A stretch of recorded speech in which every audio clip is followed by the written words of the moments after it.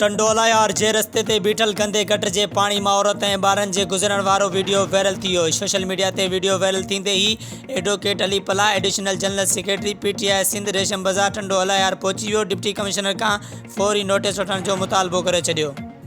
ये वही जगह है मेमनपाड़े में जो जहाँ पे कल की वीडियो वायरल हुई थी कि जी यहाँ पानी इकट्ठा हो गया है और ये पानी इसी जगह पे पूरी पे वहाँ से लेकर वहाँ तक यहाँ से लेकर वहाँ तक इकट्ठा हुआ था। और हमारी ये जो पहले इस वक्त दुकान वाले भी परेशान थे और ये सारे कस्टमर्स भी परेशान थे।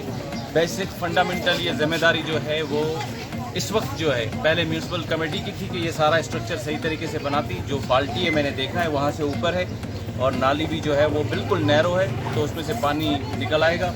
यहाँ पे कुछ वाइट किस्म की नाली बनवानी पड़ेगी। ब्रिज जो बनी हुई है वो भी यहाँ के मौजूदीन ने मिलकर बनाई है ना।